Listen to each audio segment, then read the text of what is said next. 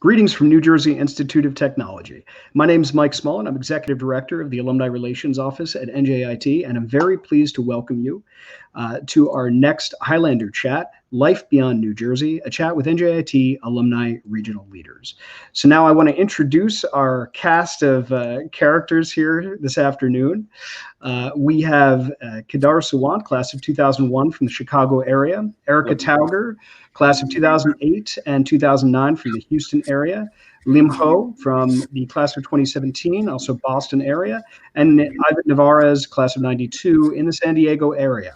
Just as a note to everyone watching here, when I say the area, I really mean that larger metro area, particularly with cities. You may not live in the city proper, but you do live in that surrounding area. Everybody, thanks so much for joining me today. Sure. And I like to start off everything just by wishing you and your families, I hope that you're well and staying healthy. So is everybody doing okay in your areas? Yeah, as best we can. Yeah, same here.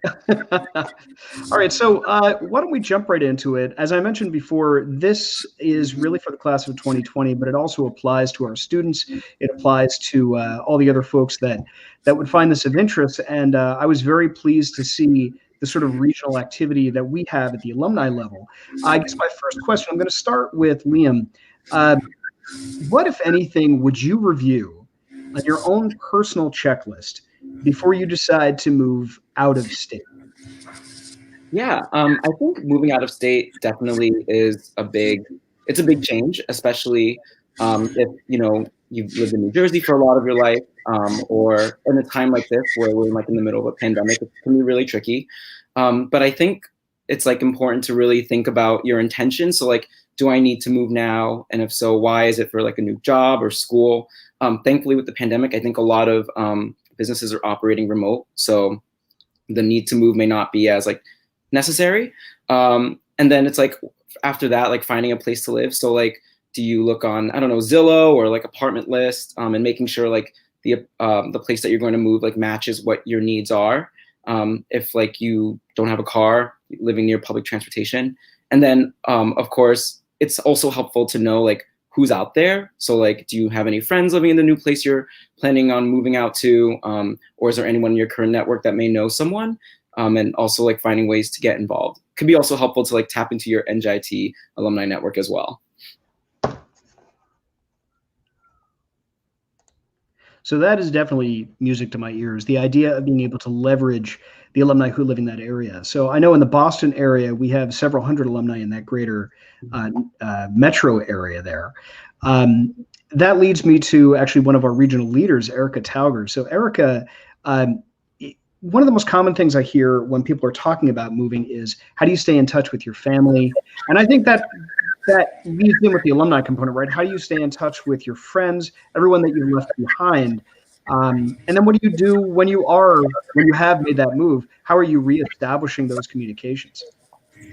Yeah, I find I've had a couple very large moves throughout my career, from Canada to NJIT, and then having to learn how to stay in touch with family and friends. And then also, while I was at NJIT, when I first graduated, I got an opportunity to go and work in London, England, through JP Morgan on Wall Street. So that was kind of my first I kind of jumped right into the water at thinking through a large move. So I would say what I do, which sounds really nerdy, it's probably my engineering background, is I literally keep an Excel spreadsheet with people that I keep in touch with. Sometimes it includes little details about themselves, what they're interested in, who their kids are. And I find with today's technology, there's so many different ways you can reach out to people. You can reach out to them on email, send a quick text, you can FaceTime. I have reoccurring FaceTime appointments with certain friends, and we just have them on our calendars reoccurring, maybe on a monthly or a weekly basis or a quarterly basis. And if it comes up and it doesn't work for one of us, we can cancel, but otherwise it's a really great way to stay connected. After being in London, I came back to New York, and then I had another opportunity to go to Houston, Texas, to trade energy derivatives. And so having these large cities with meeting incredible people, it's been really important to me to keep in touch with all of them. So I have my little spreadsheet, and I have reminders set up. And I think the biggest advice that I could give to anybody is, if you lose touch with somebody, it's okay to reach back out. I'm still in touch with some of my professors actually at NJIT. I reached out to one the other day to talk about a career change, and it was extremely valuable to have that relationship still. I don't know what it's been, 12 years since I've graduated. So not being afraid to reach out, kind of diving in on moves, and then just being organized in your approach in your network, because there's going to be so many people that you meet along the way that will be incredibly valuable to your career and your growth. So I guess my 2 takeaways are to make sure you're open to a move, and then it's okay if it doesn't work. Don't hold back because of fear. I think that especially while you're young, being open to new experiences is really important. I get asked all the time, well, Erica, where would you want to be? And my answer is, I want to be where the best opportunity is. And that's not necessarily, that doesn't have to be everybody's answer, but being open to new experiences, I think has really served me well, and I think would be great for any new graduate to have that perspective. Okay, so Erica, I've got to ask, I actually didn't know that you were over in London, you were up in Canada. Where was your favorite place to live so far? Or is it Houston? Is it where you are now? You know, Houston was really great early COVID season, like March, April, May, when we were outside. And I think New Yorkers had colder weather, but now we're like in jails in our homes because it's like 105 degrees outside, which is really making myself and my husband miss the Northeast. I think the Northeast for us, and it's very similar to our home in Canada in terms of culture and stuff. And we love New York City, and we still have a place there. So I think in our minds, we're going to end up back there at some point, but who knows? We're both open to wherever our careers take us.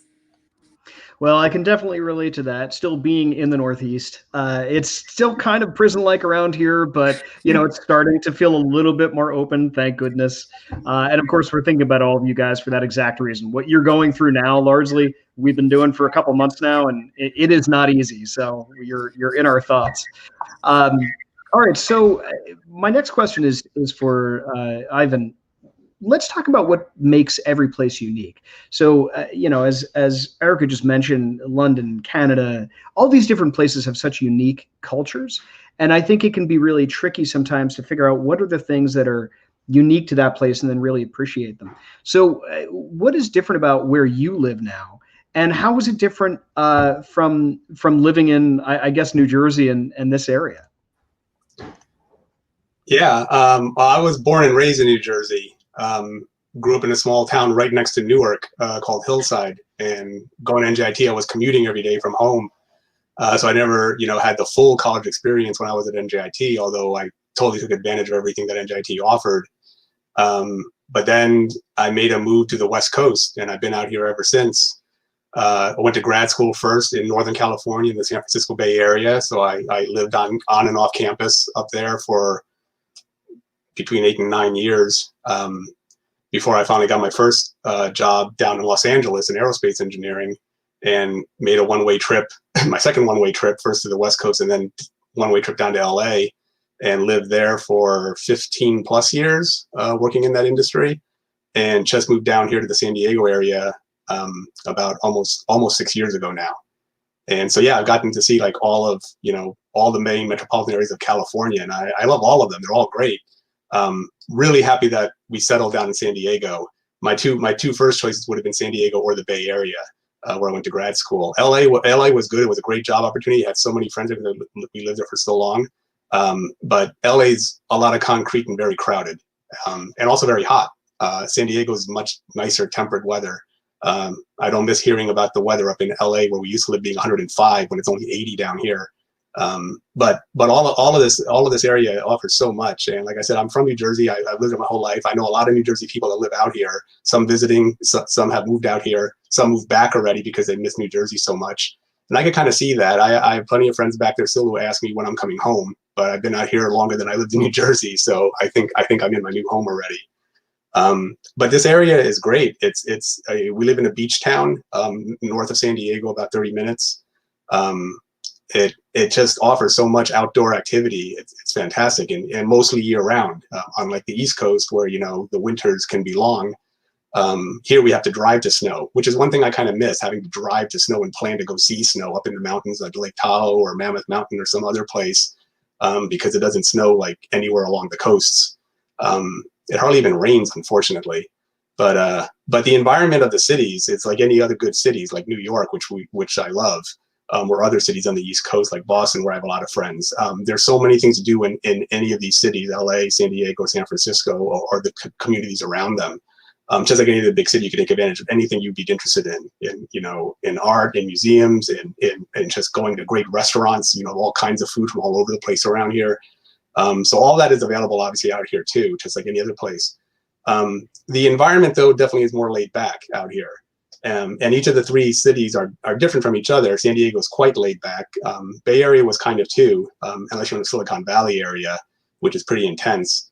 LA was very diverse because it's such a big area. It's very, very diverse area. There's all kinds of different types of neighborhoods, and it's just as diverse as like the East Coast as the Northeast is, like in the New York area. But we've been loving it down here. The schools are great. We have one young daughter who's in elementary school, and we're so glad we made the move down here out of the neighborhood we lived in LA, which was an okay neighborhood, but it was very close to our work, and that's what made it so convenient. But most of our friends lived in the nicer towns down on the beach, like in Santa Monica or the other beach communities of LA, which was much, much further from where we worked and had a longer commute. So we kind of suffered the hotter neighborhoods with less to do because we were so close to our jobs up in the valley of LA. But since moving down here, yeah, we've taken advantage of everything down here, all the great theme parks that are down here, the weather, just being outside as much as we can. Even during this time of COVID, we've been lucky here to have so much opportunity to be outside, even back in March when the weather was still pretty nice around here. We're wondering to see if they're going to do anything with schools about having outdoor classes, since the weather here will be nice, all the way through at least December. They're talking about it, but we'll see. But like any other major city, if you go to like any other part of the country with big cities, I've traveled from much of my jobs to many cities in the Midwest and the South, and I've even lived in some of them for over summers. And every place is unique, but in any big metropolitan area, you can take advantage of everything that's there. And probably find anything that would interest you, in almost any place. And I would recommend the West Coast. I really love it out here. I do miss my friends in the East Coast and family back there, but they enjoy having a place to come visit and have somebody to show them around. So. Well, so I have to say I had been out to San Diego for the first time maybe 10 years ago, but I had only been there once. Then I went back for vacation a couple of years ago, and what I loved about it, that marine layer, I thought that was so fascinating because it's not something I knew anything about, and we don't run across that on the East Coast. It's true. So that's like a morning time thing, right? The clouds just roll in and cool Sometimes off. It lingers. Sometimes it lingers into the afternoon. The Bay Area gets that a lot too, and since the Bay Area has mountains along the coast, it's kind of cool seeing the marine layer pour over the mountains into the valley, which is pretty neat. Yeah, that's beautiful. Yeah, not that many mountains out in New Jersey, unfortunately. Yeah, pretty much. The skiing is better out here, but you got to drive far to it. Yeah. Actually, so little side note, NJIT has a solar observatory out at Big Bear in California, which is about a couple hours east of Los Angeles. And we were running a biannual alumni reunion there. And of course, actually, some of the high-res photos of the sun that are coming out now are taken by the solar observatory. It's sort of an unknown gem. But getting out there, it's higher altitude. Apparently the skiing's beautiful, and then there's a beautiful lake there. But getting to that place, that drive. Yeah, I went to the first alumni event myself to it just this past year. So it's the first time I went to it. I've missed it the past couple of years. But yeah, I've been up there before in the winter for skiing. First time up there when it wasn't snow on the ground. Yeah. Much easier drive for me. I like that, actually. Yeah. So just a heads up to all of our panelists here, when we're sort of drawing to the conclusion of the official questions, I'm going to do a little rapid fire questioning about things like mass transit, about some of the specific differences. Ivan, you were mentioning things are a little more relaxed. I run across often, if you're going to go for an interview with somebody in California or in Boston or in Houston, how do you dress? Is it a tie? Is it formal? Is it dark? Is it light? So we're going to do a little rapid fire questioning at the end of some of these things. But before we get to that point, I do want to go to Kedar. So the Young Alumni Association was recently participating in a panel. And one of the topics that came up was how a network isn't just something that you get at work. It's not just people you connect with at LinkedIn. It's a lot of personal connections as well, and friends you meet and people you meet at events. When you landed in that Chicago area, how did you expand your circle of friends? I mean, was there some time where you said, you know what, I want to go out and meet people, or is it just something that happened naturally for you when you got out there? Great question. So I came to Chicago in '07, and I was fortunate enough to meet a friend who was from India, where I came from, and that allowed me to expand the circle of friends. But that isn't necessarily the case every single time, for most of us. So what I would state is that, expanding your circle does take effort, but I would say that, you should pursue your interest and the circle will grow. So what I mean by that is, joining professional organizations. I've been part of an incubator here where, based on my experience, I just go and consult with some of the local startups and share my experience on that, so that I get to know people, I get to know what they're working on, and that allows me to know more people. And when we interact with them outside of the core effort or the work, the circle of friends develop that way. The other aspects are, I play golf, so I joined a couple of meetups where I've met a lot of new people, fantastic individuals. We share a common sport. So these are some of the other activities. Alumni network is extremely useful. Not only do you connect with individuals who have gone through the same school, but also try to understand what they've done. And volunteering, fantastic, another avenue for getting to know and meet people. So I think all these avenues allow you to not only meet people, but also expand your understanding of what's happening around the world, understand different perspectives, and you get to really grow your network. Now, do you find that that's also helpful personally as well as professionally? So you're making these contacts and you'll find out about some new museum or some new thing that's going on that you didn't know about before, as well as sort of building out your professional connections? Absolutely. Majority of these avenues have been more on the personal side than on the professional side. But from a professional side, I would, go to alumni meets, go to certain events where they're talking about specific topics, try to understand what's going on. And, it's when you start exploring what's out there, you start building connections and you start discussing the topics at hand. That's where you start developing those relationships with individuals. So I have a little anecdote, and I have to ask Erica to pitch in here for a minute. One of my favorite stories from regional programs. We were down in Houston several years ago with the president. The president loved coming down. Our basketball team would go out and visit fairly frequently. And in one of the regional get-togethers, there was mention of this rodeo. And we had this conversation about this thing that I had never seen or experienced before, but apparently it was very well known down in Houston. And the president loved it so much that we decided to do an alumni event. So Erica, could you just describe what that rodeo is for us? Because I think it's a great thing for our alums to know about.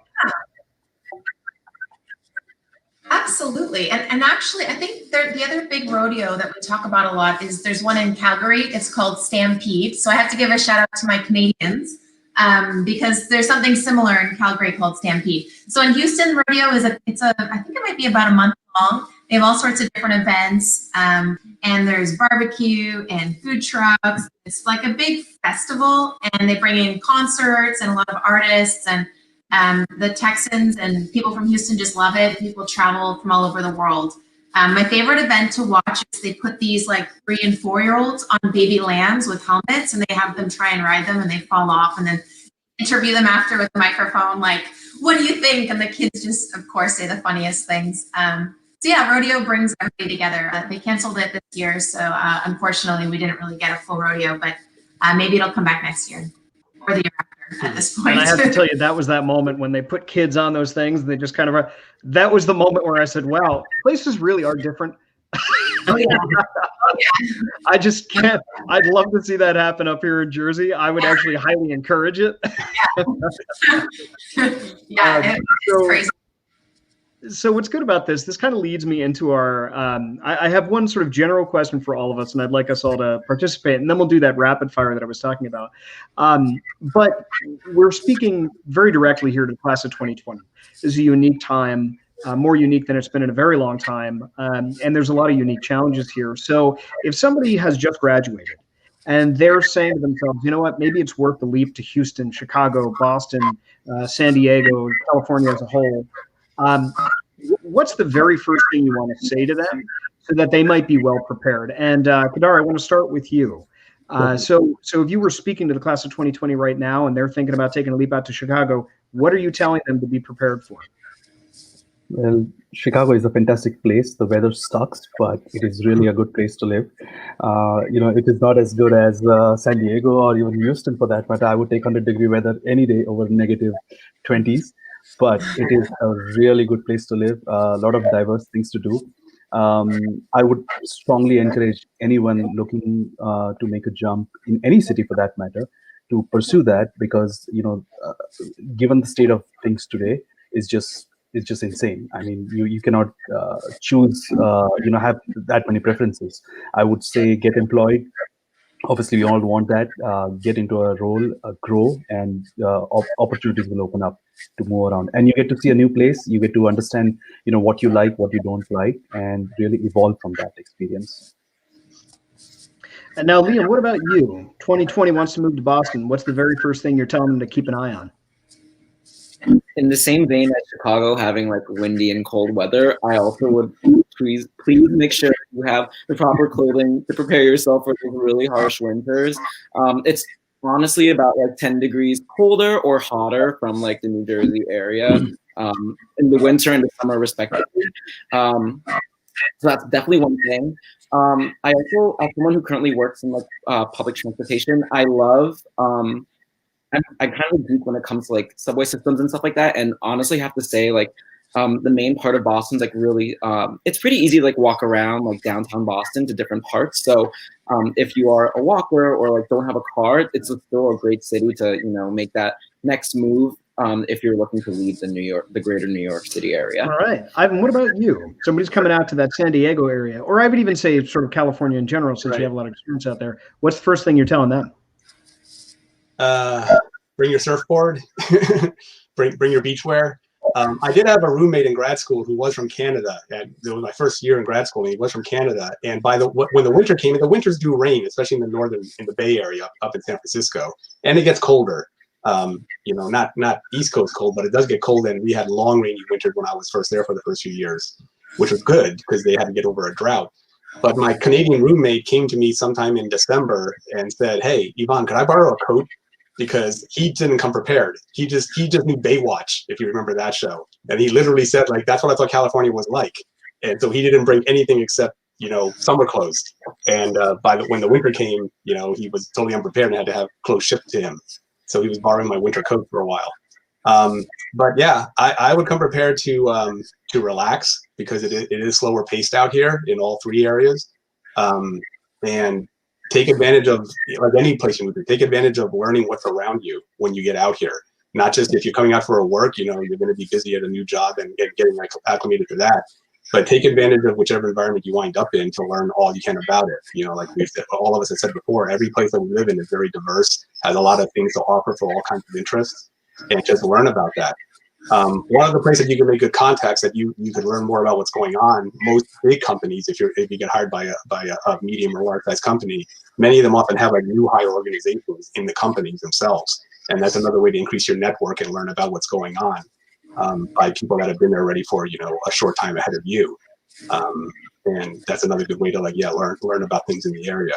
So yeah, I would say just take advantage of every opportunity you have to learn something new and go to a new location to see a whole different point of view about how people do things in a different location, just to expand your own horizons.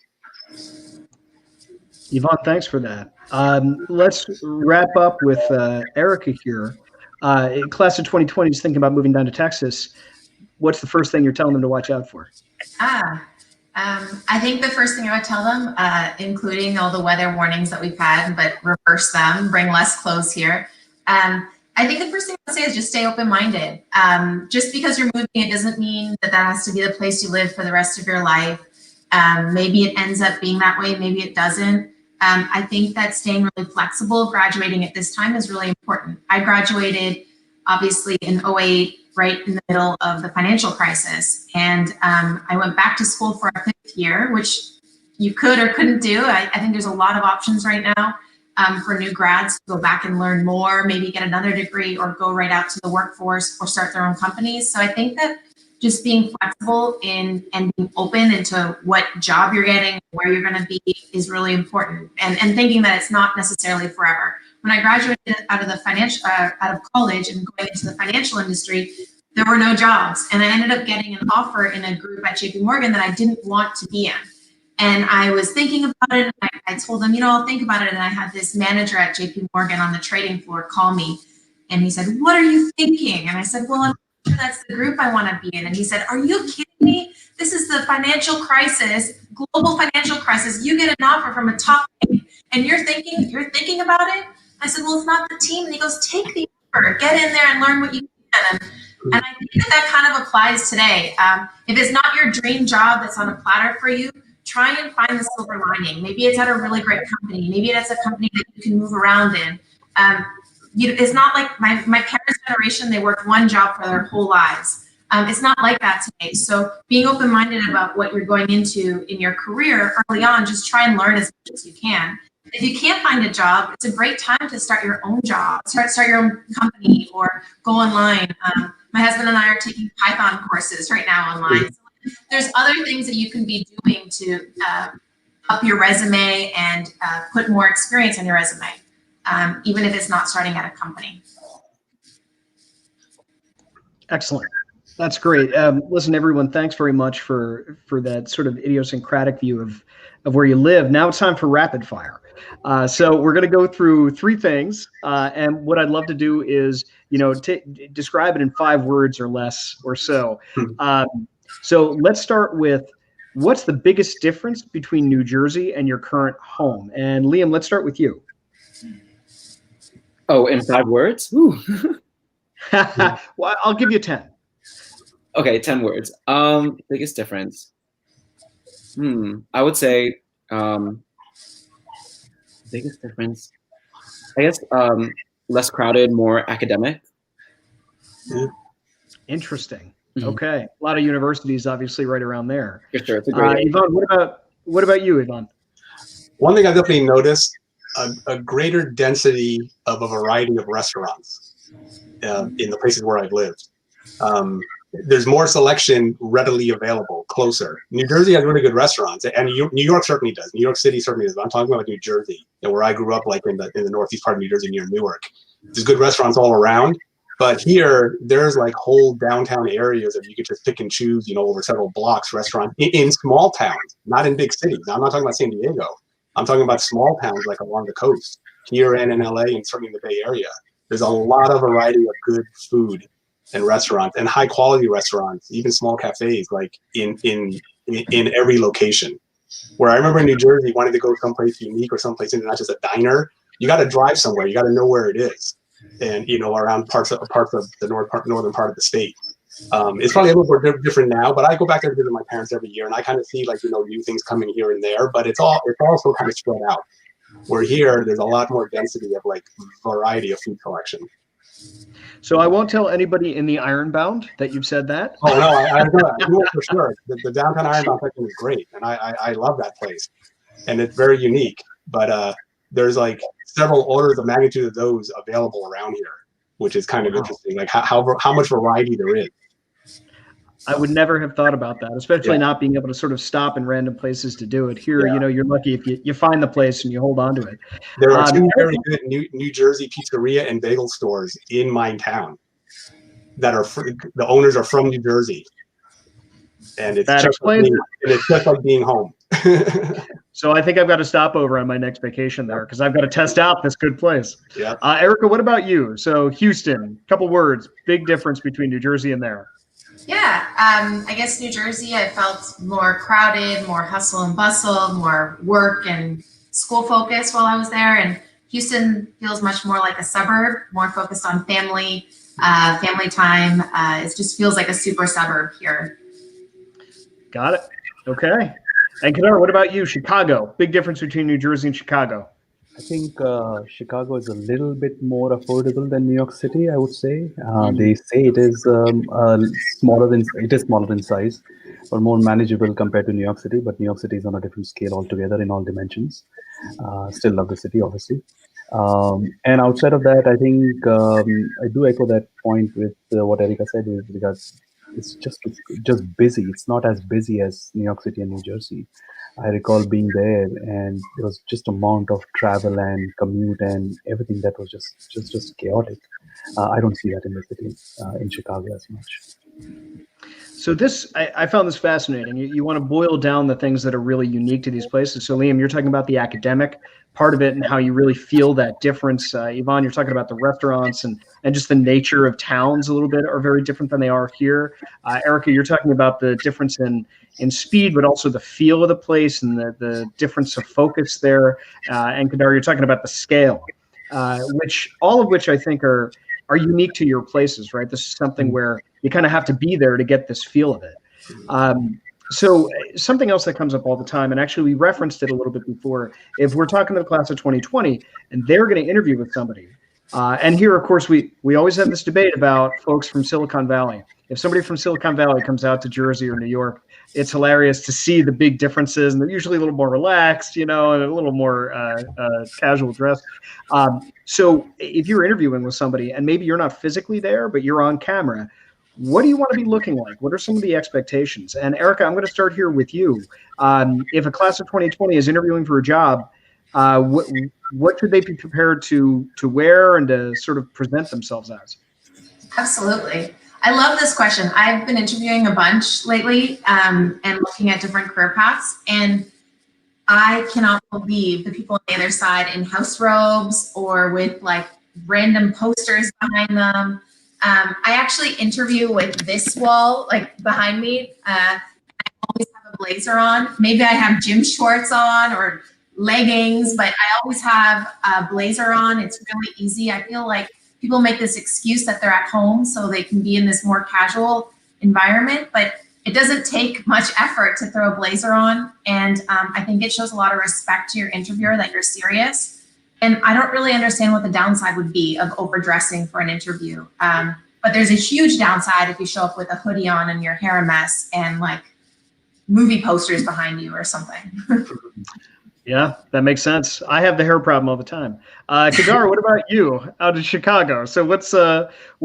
If somebody's interviewing for a job, is it New York? Is it Silicon Valley? How would somebody present themselves appropriately? Yeah, great question. I would, if you're interfacing with a recruiter, and you're moving on past into a interview with the hiring manager, I would consult with the recruiter on what the recommended attire is. I work for Amazon, and we are extremely casual, and you could show up in a hoodie, and we would be completely fine with that. Quite literally. And we are told not to judge people on the looks, right? I mean, we are strictly told about that. And but there are some organizations which definitely prefer being more presentable, and I completely agree with the statement that it doesn't hurt. Just wear something relatively professional, and you should be good to go.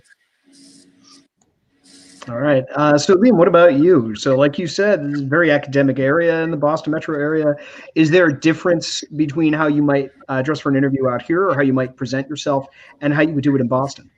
Yeah, great question. I actually want to take a step back and think more, not just about location of a company, but also like the culture and like what they're looking for. So sometimes like if you're interviewing for a role that might be more at like a cool startup or like, I don't know, like I think of like when I had to do an interview with BuzzFeed actually, which was the first internship I had coming out of school. They were definitely more like fun. I think they valued like people who had like a story to tell, like whether it's from like what you wore, like, from your background and stuff like that. And so I think it's a big part of it's also like showing that you could fit in with the team as well. So like, that's something that's important.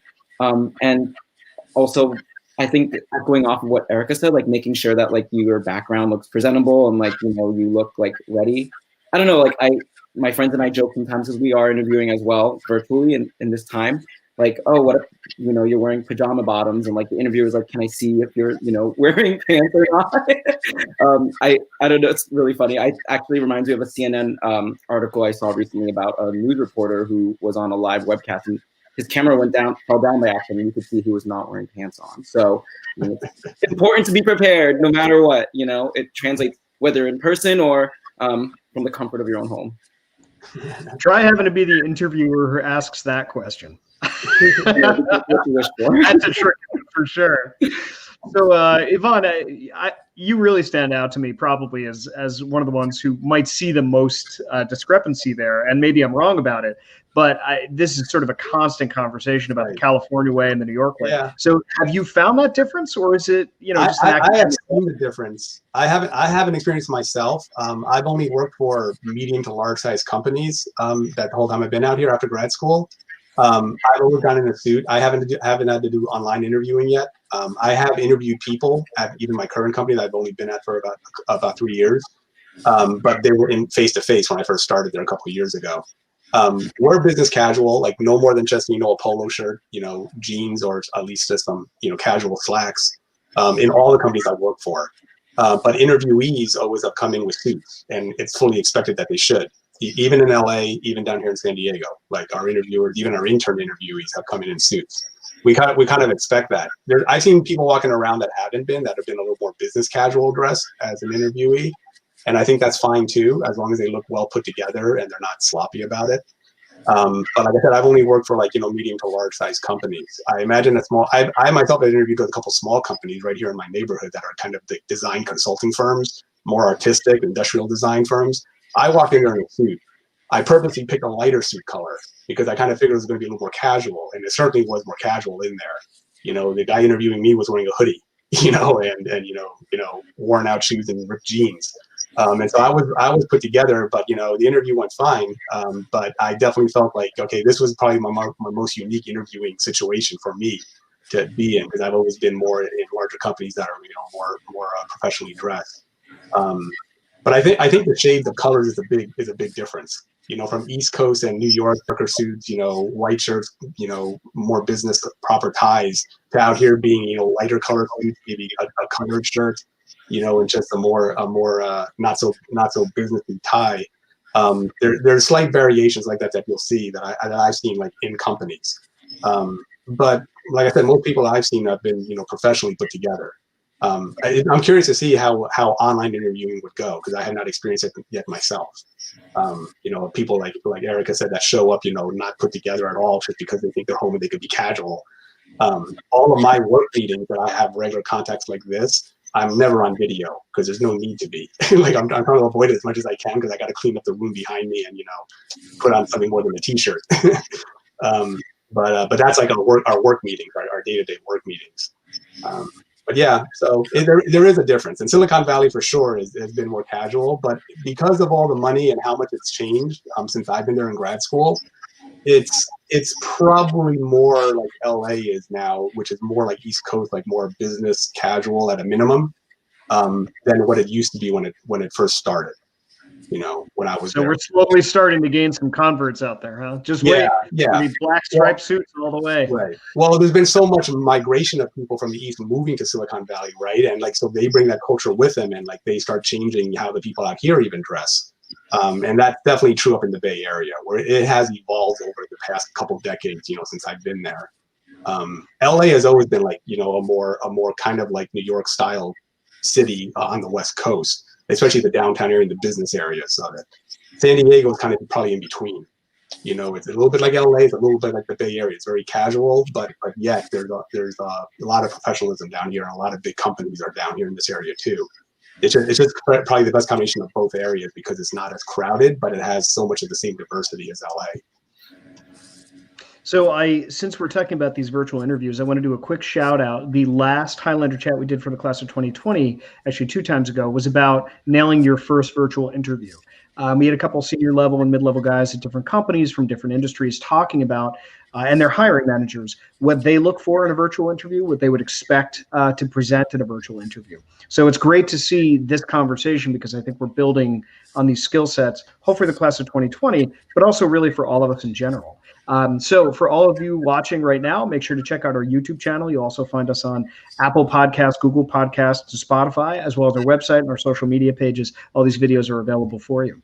All right, so last rapid fire question, and then I'm going to ask you guys just for your last piece of advice for everybody. So last rapid fire, mass transit. we have a lot of mass transit up here in the Northeast. Whether or not it's very good is another question. And by the way, there's an alum who's the CTO of New Jersey Transit with whom we're going to be speaking at some point in the next couple of weeks. So please feel free to take a look at that and ask him whatever questions you like. So with that in mind, what does the mass transit situation look like? And Eric, I'm going to start with you. Big cars, I don't know, really big trucks on the road. Everyone has their own space. Currently, people aren't going to work. For the majority, so there's not much traffic in the mornings, but everyone has their own cars down here in Houston. There's not a huge infrastructure for public transportation, unfortunately. And Kadar, what about you in the Chicagoland area? Downtown Chicago is very well supported with a transit system. So we have the tube and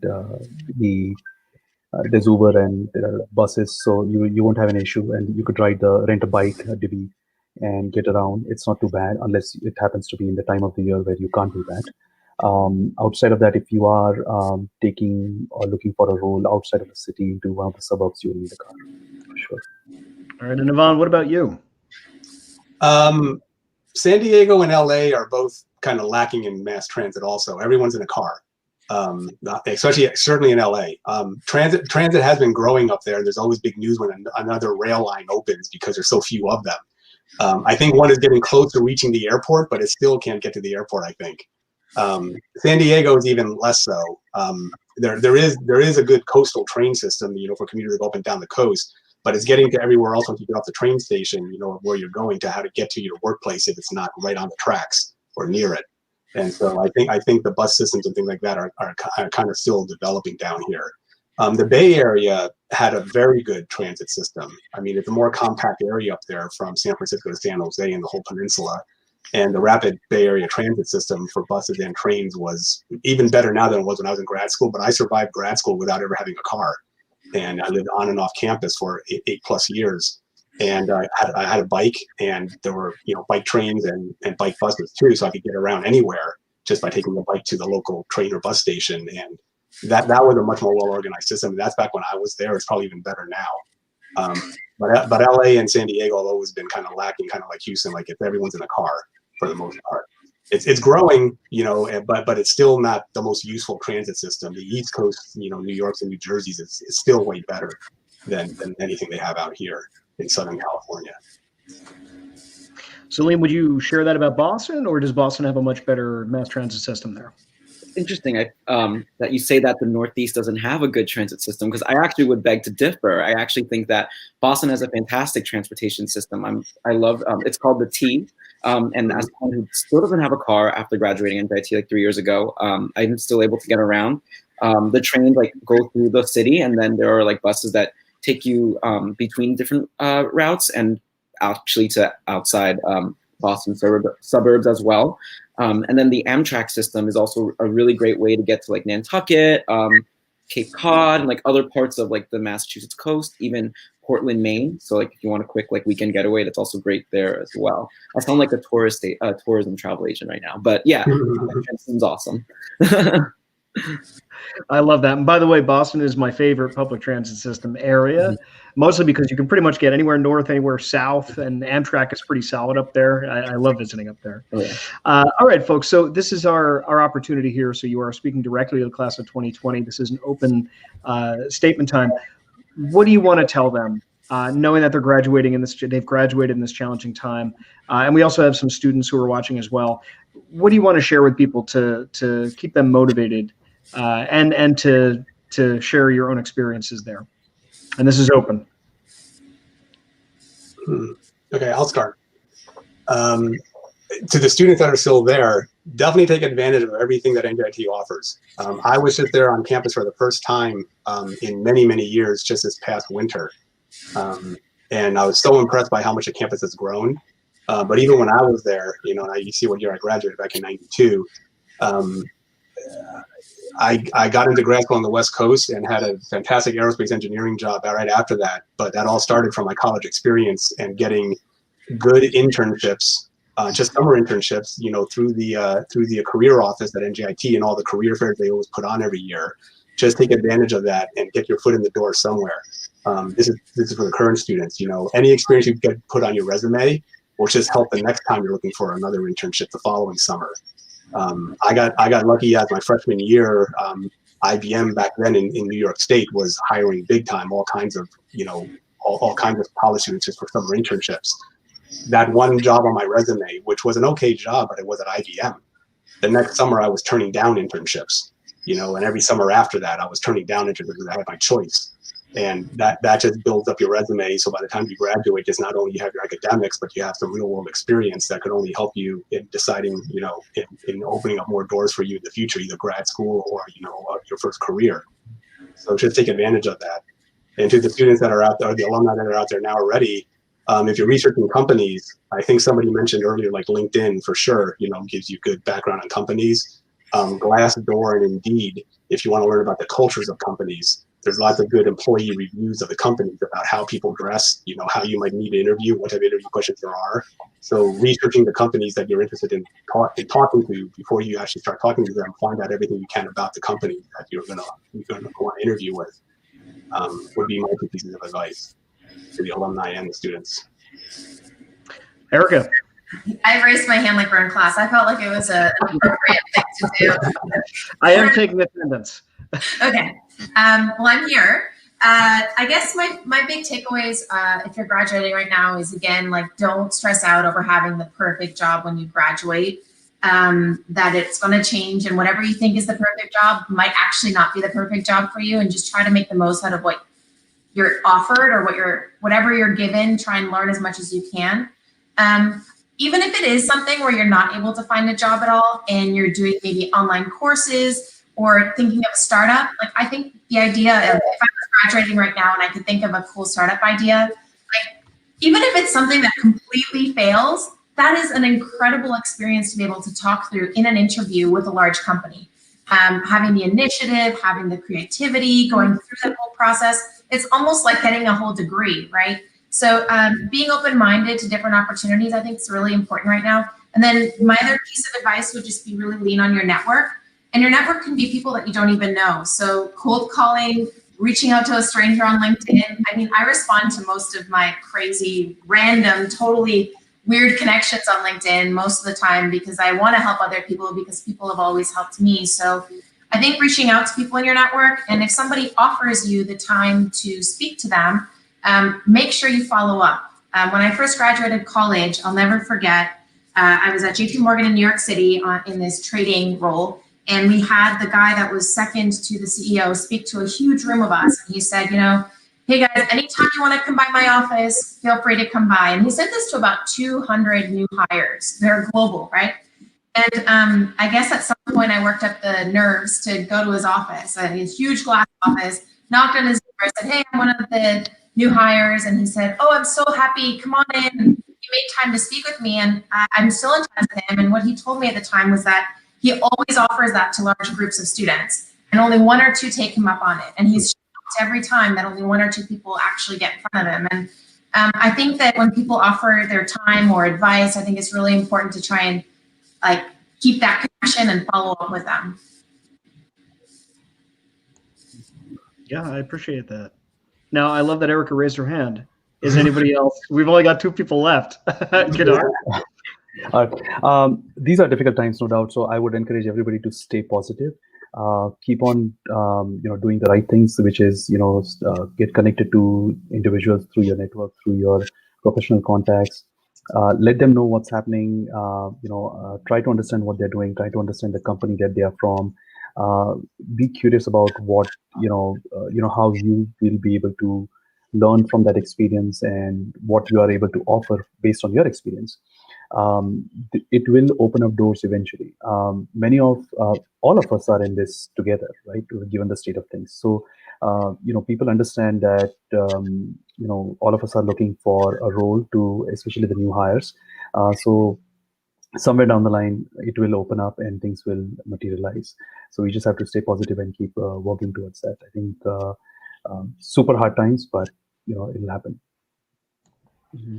That's great. That's great. And Liam. And so to current students, keep up the amazing work. I just want to see you can do it.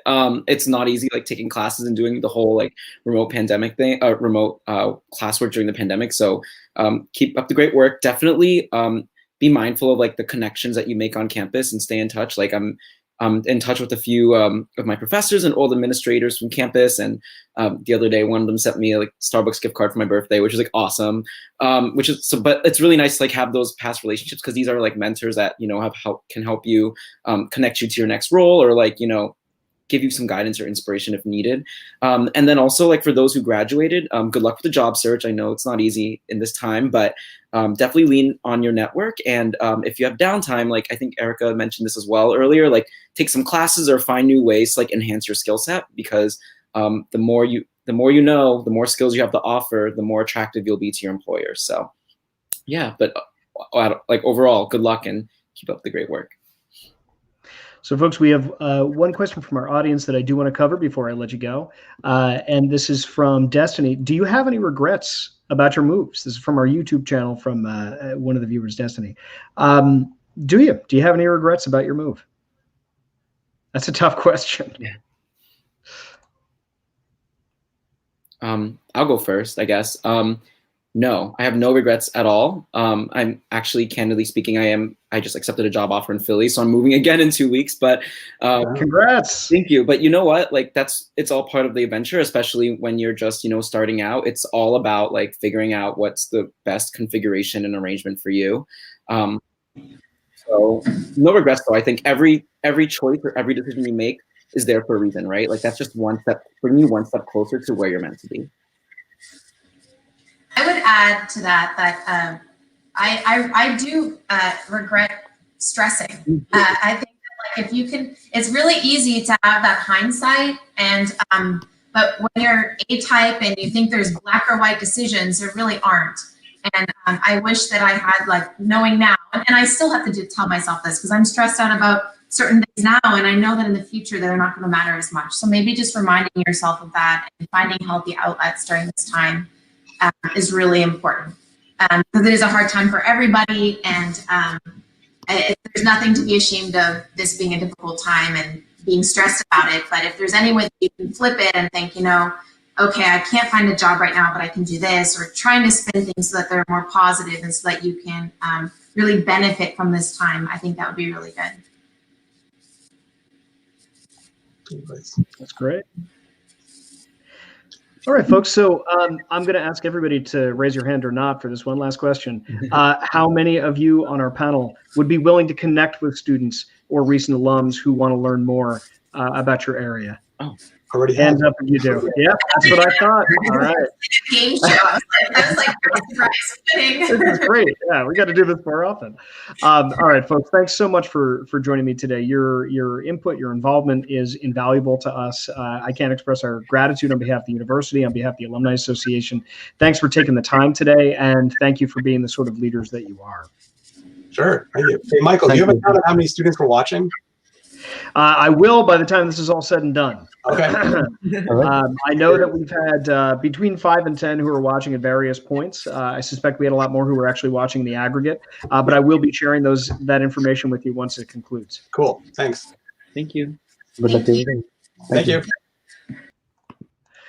So that has been our final Highlander chat for the class of 2020 through our summer period of time. I want to thank you all very much for watching. And as a reminder, these are going to be available for all alumni, both on Google Podcasts, on Apple Podcasts, and on Spotify, as well as on YouTube and our alumni Facebook pages. Just search for us, NJIT Alumni, and it will come up. You can also visit our website at njit.edu/alumni, and it'll take you here as well. Finally, I want to wish everyone who's watching my best to you and your family on behalf of myself, the Alumni Association, and New Jersey Institute of Technology. And as the final sign off, like I always say, go Highlanders.